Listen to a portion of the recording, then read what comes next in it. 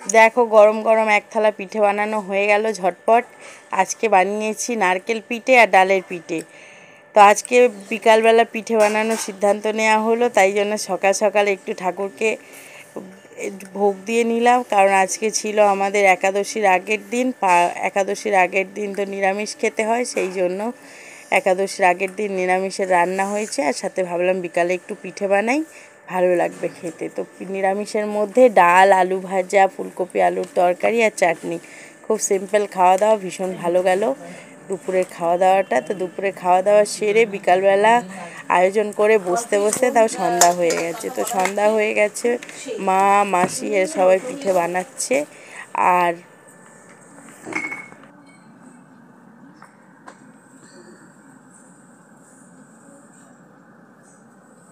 এগুলো হলো আমাদের ডালের পিঠে, এগুলো হলো আমাদের নারকেলের পিঠে।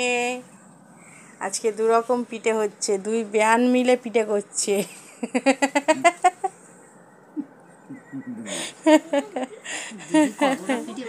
হ্যাঁ, না না, উনি তো আগে থেকে গড়ছিল, আর তুমি তো সবে ধরলে। না, আমার করা দেরি হয় গো। ওদিকে বাচ্চারা সব পড়াশোনা করছে।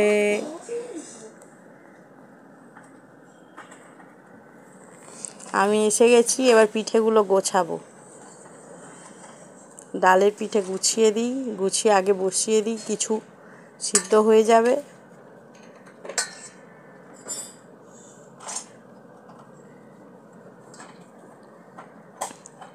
এটা খেসারির ডাল দিয়ে পিঠে। এর আগেও আমি এরকম খেসারির ডালের পিঠের রেসিপি শেয়ার করেছি। কি সুন্দর দেখতে হয়েছে।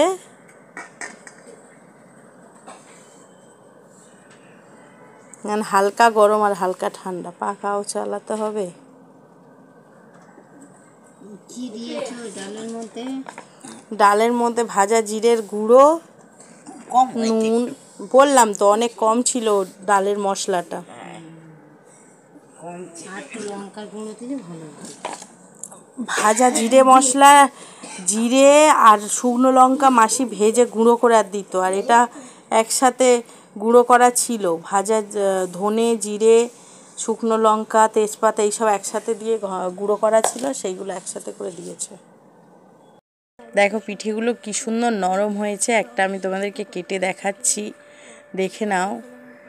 পিঠেটা একদম ইজিলি কেটে গেল। এটা আতপ চালের পিঠে, আতপ চালের পিঠে কিন্তু এত নরম হয়েছে দেখে মনে হবে সুজির পিঠে। তা যাই হোক, গরম গরম এই পিঠেটা ভীষণ সুস্বাদু লাগে। তো আজকের আমার এই পিঠে বানানো তোমাদের কেমন লাগলো একটু লাইক কমেন্ট শেয়ার করে জানিয়ে দিও। আর যদি ভালো লাগে, শীত প্রায় একটু যায় যায়, তাই এবারে শেষবারের মতো সুন্দর করে এই পিঠে বানিয়ে খেয়ে নাও। দেখা হবে অন্য কোনো ভিডিওতে।